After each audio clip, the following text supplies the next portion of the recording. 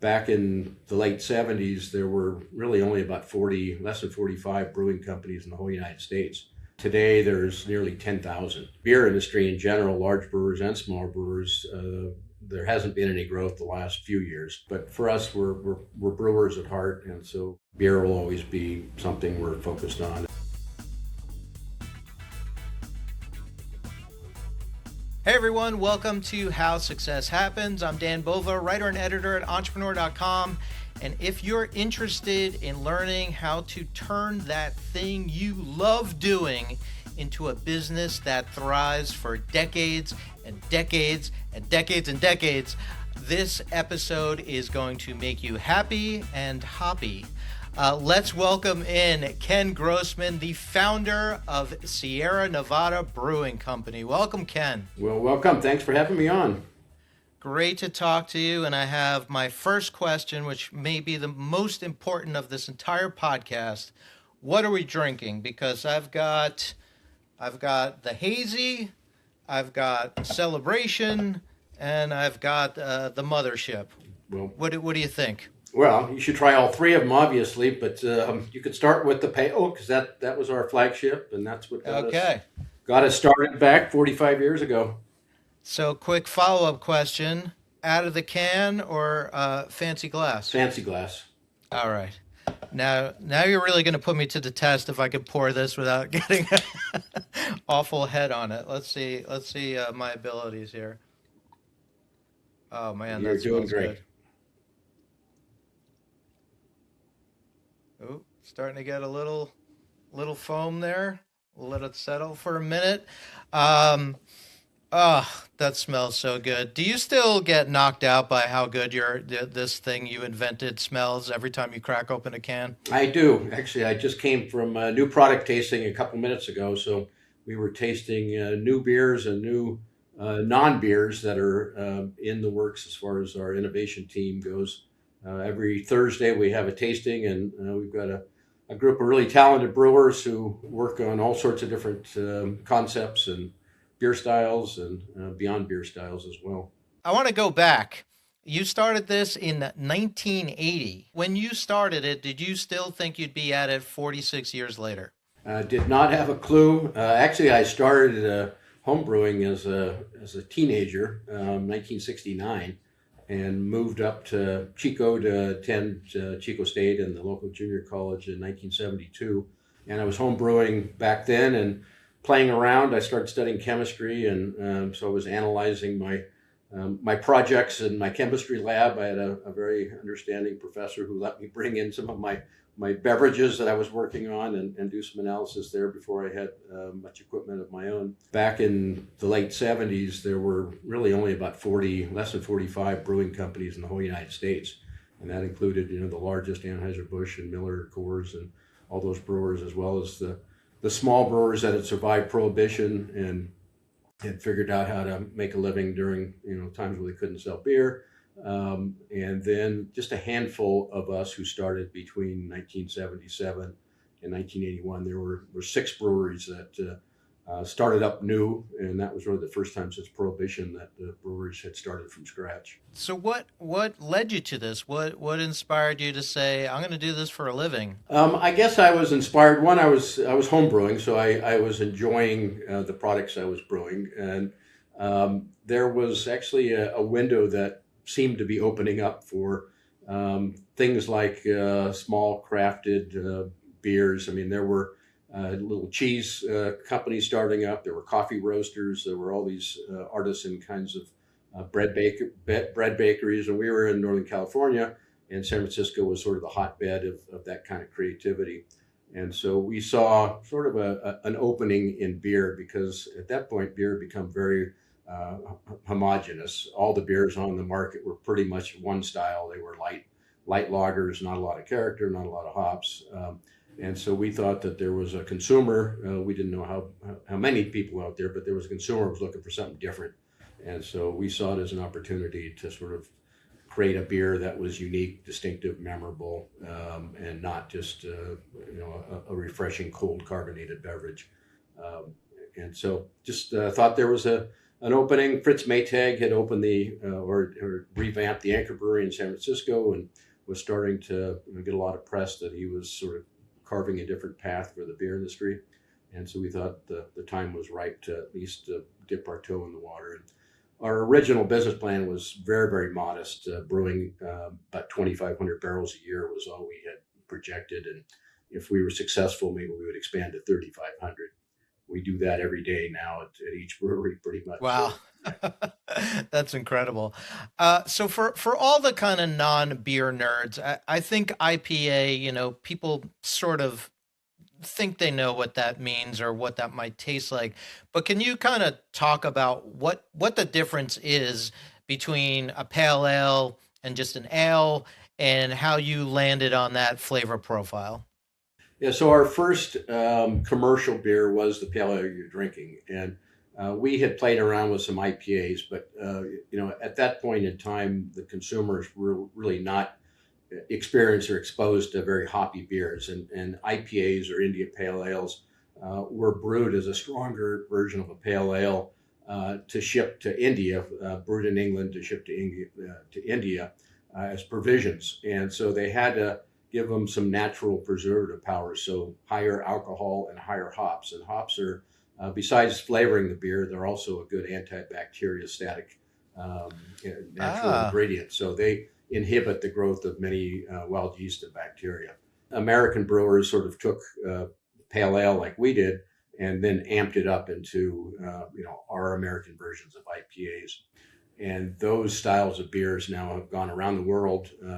You couldn't get an IPA in England when we first started. There were very, very few brewers were brewing anything nearly that hoppy or flavorful. Now, American style IPAs are really globally being produced by small brewers and some large brewers around the world. So how do you, when you kind of, not that you invented it, but you popularized it. Sorry, the IPA is already kicking in. How do you go about educating consumers to say, hey, you think you like beer, but this is going to knock your socks off, when they haven't tried it before? They don't know what they're about to taste. Yeah, I mean, even back in 1980 when we introduced our pale ale, and so it's at 38 bitterness units, and a bitterness unit is just a calculated measurement or analyzed measurement of the amount of alpha acid, which is the component of the hop that gives that bitter character. At that point in time, most domestic beers were in the 10 to 12 bitterness unit range, maybe up to 16 for some. I mean, today they're some of the most popular beers are well below 10 bitterness units, and so educating people to enjoy hops was something you just had to get it in front of them, and hopefully produce a beer that had enough malt character and balance that the hops were sort of married with the sweetness from the malt, and so it wasn't a punch in your face. And back in 1980, we were cognizant of the fact that we couldn't bring people from drinking lager beer into drinking an IPA in one step. And so our pale ale was really a version that was balanced and drinkable, still very hoppy, but not at the 60, 70, 80 bitterness units that a lot of IPAs are today. So in those early days, did that mean like showing up to a bar and saying, "Hey, you want to taste this?" Like, how'd you go about that? Exactly.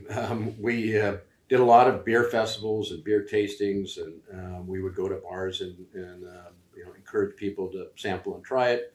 And early on, we probably had way more detractors than we had supporters, but we didn't need to win over 100% of the beer drinking public back then. We just needed a few percent, and that was enough to get us started. So a big part of success obviously is branding. Getting people to try it is one thing, but getting people to see it in a beer aisle, and grab their attention and make them want to grab it is another. So I wonder if you could talk a little bit about, the name and also just the look of this can. Like, what's going on here? What did you purposely design, and what message are you trying to put out with that? Well, the original label design was actually done by somebody in the beer club in Southern California that was a graphic artist and a home brewer, and he did the original logo and label design for us. I think for less than $200, I think we paid for the Okay. original artwork. And we just had some ideas. We wanted to have a little bit of a gold rush feel, a little bit of a mountain feel, and so just tried to blend the mountain scene with a little bit of that old world look. So, how has the independent beer market changed since you began over 4 decades ago? It's had to gone through a lot of changes. What, for the new people starting out, what's the landscape that they're walking into that might have been different from the one that you did? Well, it's certainly gone through a lot of evolution, and the last few years have been particularly challenging. As I mentioned, when I started, there were roughly 45 companies in this country making beer. Today, there's nearly 10,000, and the industry really took off in the 90s and into the 2000s, and there was a huge amount of growth. Um, Today, the beer industry in general, large brewers and small brewers, there hasn't been any growth the last few years. During COVID, there was some spikes in home consumption and some increases in both spirits, wine, and beer sales. But since COVID, the last couple of years have been pretty challenging. So the industry has been declining a few percent a year for most of the brewers. So with alcohol sales decreasing across the board, what are you doing? What's your company doing to kind of fight against those trends? Well, we have an active and fairly large sales force. We have nearly 200 people across the country, so we're in a little better shape than many. We're also, making sure we're staying relevant with our consumers. So we're trying to innovate as much as we can, both in the beer space, and we're looking at things that are sort of out of the beer space. We had a kombucha brand that we launched during COVID. We've had a few other product lines that we're playing with, but for us, we're brewers at heart, and so beer will always be something we're focused on. And the hazy little thing, the can that you showed earlier, that became our flagship a few years ago. And so it was a variant of an IPA. So it's one that's unfiltered and so retains some natural haze. It's got a lot of hops, but it's not very bitter. So compared to a classical IPA, which had a lot of bitterness, the softer hazy styles tend to have a lot of flavor, but not as much bitterness. And that's found a pretty big consumer adoption of going with a hoppy beer, but not necessarily a bitter beer. Yeah. Well, I'm gonna have to finish this so I could taste that just to make sure what you're saying is factually correct. Um, so curious to know when you talk about innovation, you're talking about did you say it was every Thursday that you're trying new things? Yep. Can you talk a little bit about that process? Like what do you go into it with? How do you innovate without going too far, or is it you go too far and pull it back? What's the process like? All the above. We go too far and pull it back quite often. The process really is something that comes from sort of all sides of our business. So our salespeople who are out across the country, they may be seeing trends in what is popular in their area, because beer is, even though we brew in two locations, we sell beer throughout the country, and different markets have really different sensibilities about what styles are popular. And part of that is driven by maybe a local brewer who's got a popular style, and so people are enjoying that, and so you might have to sort of tailor what you're doing a little bit geographically. But we get input from both our brewing team, from our sales team, from our leadership team, as to what we want to try, where we think the trends are potentially going. It's nice to be a leader rather than a follower a lot of times, but sometimes you can be a little bit too early in your thinking, and really don't find enough of a market to sustain the brands. So we've tried a number of things. We have tap rooms at both sites in North Carolina and in California, and so a lot of times we'll put a lot of our innovation beers on tap just for our local following and see what kind of feedback we get from our visitors. So you're an independent beer. You own your company, correct? Correct. Yep. I My have family. to assume that some big companies have tried to come in and say, "Hey, let me give you a check for a gazillion dollars." I have to assume that's happened. So my question is, how do you resist something like that, especially when it's got a lot of zeros in it? And what makes you want to continue doing this? Well, I didn't start the brewery with the idea of getting rich. I started with the really the drive that I love beer. I love the brewing process, the alchemy, the engineering, the science. All that really fascinated me, and I've had opportunities to sell over the years for sure, but I've enjoyed building the company and making beer, and I've got two of my three kids are involved in the business now, so hopefully it could be a multi-generational business. My oldest granddaughter's in college and working part time at our Chico Brewery, so we've got three generations at the in the company right now, and that's great to see. I didn't push the kids into it. It's something that they wanted to do after doing other things and with their lives, and they wanted to come back to the business. So that part of it's been rewarding, and hopefully we can leave the company in good hands as it goes through the next generations. Yeah, that's great. Um, so let's get a little into a little process geek out. As you just talked about, you love the science of it and all that. And I wonder if you could give us a crash course in beer making. Specifically, what is a common mistake you see a lot of small breweries or even home brewers make? Like something you want to tell everyone, be careful about this critical thing. Yeah. Uh, Owning a homebrew shop back in the 70s, I got to sample a lot of my customers' homebrew beers that were not very good. And Okay. probably the biggest pitfall that most homebrewers have made in the past. So, although today the amount of knowledge with the internet and all the information that's out there, you can be a great brewer and brew at home as long as you pay attention to cleanliness and to temperature and good quality ingredients. And there are some easy pitfalls that you can fall into if you don't pay attention. But cleanliness is probably the number one. Beer is much more prone to having fermentation problems from wild yeast and bacteria than, let's say, wine is. You can be a home winemaker, just get really good grapes and don't screw it up. With beer, you're dealing with a lot of enzymes, natural enzymes that come in the malted barley. You've got to make sure you get the balance of the sugars right during the mashing process. You've got to make sure your yeast gets enough nutrients and oxygen to make a good, quick fermentation. So there are a lot of things I could tell a home brewer to pay attention to, but I'd say cleanliness is probably the number one. Great. And then, you've got this wonderful name, Sierra Nevada. It just you read that name and it just brings you somewhere, literally brings you somewhere, and it evokes an idea and a feeling.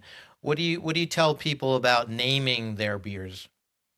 Wow, with 10,000 breweries, and most of those breweries have at least 10 beers. So there's hundreds of thousands Yeah. of beer names out there, and it's becoming harder and harder to come up with good names for both your company and your beers. So we struggle with that today, as finding names that aren't used already because there's such a proliferation of beers and breweries out in the country. But naming something that again is meaningful to you. I was an avid backpacker and hiker in the Sierras when I was growing up, and actually we named our first daughter Sierra after the mountains, and so the brewery came after her. Oh, Um, wow. Okay. just My wife and I both enjoyed hiking and climbing, and I spent a lot of my summers backpacking in the high Sierras, so it had a real fondness for me as far as the connection in the name. Yeah, that's great. So every week, subscribers to our How Success Happens newsletter are given a question of the week. And I'm curious to get your response to this one. If you could sit down for a beer with any person, living or dead, who would it be and why? Ernest Shackleton.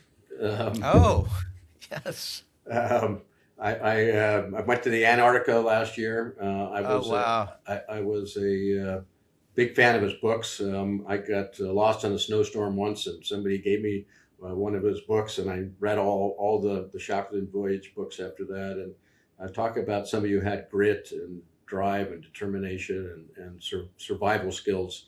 That time was so different than it is today, but those guys were so tough. I've been totally impressed. That's a great answer. And for those who are not familiar, Ernest Shackleton was voyaging to trying to get to the South Pole. Things didn't go well, and without spoiling it, incredible story of survival and, as you said, grit. Heartily recommend reading up on Sir Ernest. That's fantastic. And if you want to be a member of the How Success Happens family and get the newsletter, you can sign up at info.entrepreneur.com/HSH. Let's get into the speed round. What do you say?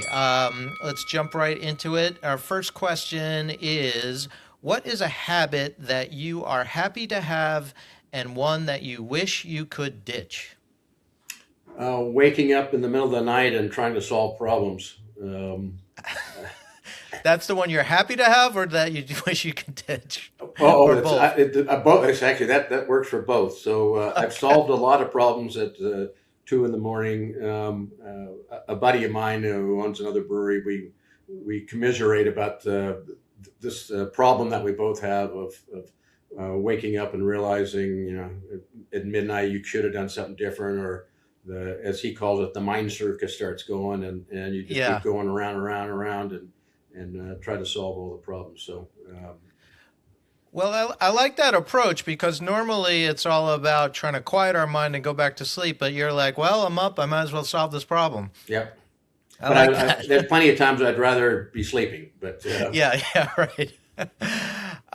What is something that most people love but you secretly can't stand? I guess here's an odd one, but a very fragrant detergents, dishwashing soaps, dryer sheets. They drive me nuts. I'm a bicycle rider, and somebody will drive by some days, and the odor coming out of their car is so strong of dryer sheets or whatever it was their clothes were Yeah. washed in. So, As a brewer, you want to protect your sensory ability, right. and being in rooms with a lot of perfumed people doesn't help. So we don't. There's no Sierra Nevada laundry detergent flavors coming up in the. We did have hop flavored chapstick. Oh, really? Yeah. That's fantastic. Well, along the lines of that, the sleep problem. What is your favorite way to turn off your business brain? Um, at this point in time, yeah, I read quite a bit. So reading, not business reading necessarily. I do enjoy watching some dumb TV shows that are mindless cooking shows. I wouldn't say they're dumb, but they're sort of mindless. You don't really have to think too hard. I'm a foodie. I like to cook, and so watching cooking shows is relaxing. That's great. And then finally, rate your beer pong skills from 0 to Marty Supreme. Where are you on that scale? Not very good. Yeah, I'm not zero, but I probably would not win a beer pong event. But when the great thing about beer pong is when you're losing, you're winning because you Well, get to that's true. drink. So that's fantastic. Well, Ken, thank you so much for taking the time and for your amazing product. Every time I have Sierra Nevada, it takes me back. We used to have a neighborhood dad's basketball game that happened every Sunday, and the Sierra Nevada was always flowing. So great times. So thanks for those memories. And what's the best way for people to keep up with what Sierra Nevada is coming up with next? What the new releases are? You can sign up for information from our website as well, and you can get updates on new brands and new products coming out. Excellent. All right, man. Well, great talking to you.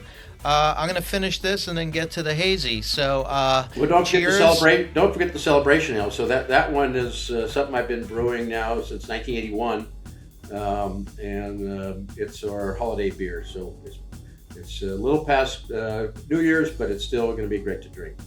Well, isn't every day a holiday, Ken? Yeah. All right, great. Well, thank you so much.